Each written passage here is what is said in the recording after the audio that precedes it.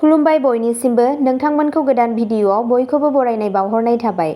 दिनै 30 जुन 2024 मायथाइनि सानसेनि फानजामुथिखौ आं नोंथांमोननि सिगाङाव फरायथिनो सानदों। मेष राशि, बायजोआरि हाबाफारिफोरा दिनै मेंनाय आरो नारसिननाय जागोन। गोजान जायगानि खुरमा बाहागिफोरा दिनै नोंथांजों सोमोन्दो लाखिगोन। दिनै नों गावनि बिमाजों मोजां सम बारहोनो हागोन। वृषभ राशि, फैबाय थानाय मोजां सम महरै गोजोन हो आरो नोंथांनाव उफ्रा गोहो थागोन।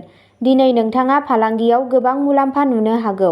गावनि जिउ लोगोरिजों साबसिन बुजिलायनाया न'आव खुसि, गोजोन आरो जौगानाय लाबोगोन। मिथुन राशि, लांदां आदारखौ दाजा मानोना बेयो नोंथांखौ बेराम खालामनो हागौ। नोंथांनि गुबै सानथांखिया रांनि आंखाल लाबोगोन। जुदि नोंथाङा बाथ्रा दान्थेलायनायाव नारसिनजायोब्ला गोब्राब बिबुंथि होनो नाङा होनना सांग्रां जा। कर्क राशि, गाव फोसाबनाय मावथांखिफोरा मोनसेनिफ्राय बांसिन राहाजों फिथाय होगोन। नोंथाङा गावनि बागै साबसिन आरो फोथायथि मोनगोन। दिनै नोंथांनि थाखाय माखासे राङारि बान्था लाबोगोन। दिनै बे राशिनि फालांगिरिफोरनि थाखाय मोनसे सिमां जाफुंसारनाय जागोन। सिंह राशि, न'आव जेंनाया नोंथांखौ रागा जोंहोगोन। बेफोरखौ दबथायनाया देहायारि जेंनाखौल' बांहोगोन। देहायारि मावनायजों बेनिफ्राय उदां जा। दिनै रावनोबो रां दाहार होनो दानाजा। कन्या राशि, जुदि नोंथाङा सानसे रांनि जेंनाजों मोगा-मोगि जाबाय थायोब्लाबो नोंथाङा मोनाबिलियाव मुलाम्फा मोननो हागौ। दिनै नोंथांजों मावनाय हाबाखौ नोंथांनि बैसोगोराफोरा बाख्नायगोन, जाय नोंथांनि मोखांआव मिनिनायबो लाबोगोन। तुला राशि, गथ'फोरजों गेलेनाया नोंथांनो मोनसे गोमोथाव फाहामनायनि मोनदांथि होगोन। नोंथांनि थाखाय मोजां जागोन दि नोंथांनि बेसेनगोसा समखौ नाङा-फाङा ओरैनो गारनो नाङा। वृश्चिक राशि, रांनि बाथ्राफोरखौ लानानै नखरनि सोद्रोमाफोरनि गेजेराव नांलाय-खमलाय जानो हागौ। नोंथाङा नखरनि गासैबो सोद्रोमाफोरखौ रांखान्थिनि बादै रोखा जानो बोसोन होनांगौ।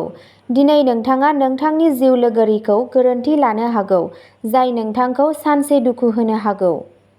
धनु राशि, नाङा-फाङा साननायफोरखौ नोंथांनि गोसोआव दखल खालामनो दाहो। सिरि आरो टेनसन गैयै थानो नाजा, जाय नोंथांनि गोसोआरि गोख्रोंथिखौ बांहोगोन। जायखिजाया हांख्रायजायै आलासिया दिनै नोंथांनि न'आव फैनो हागौ, नाथाय बिथांनि खाफालआ नोंथांखौ रांखान्थियारि महरै मुलाम्फा होनो हागौ।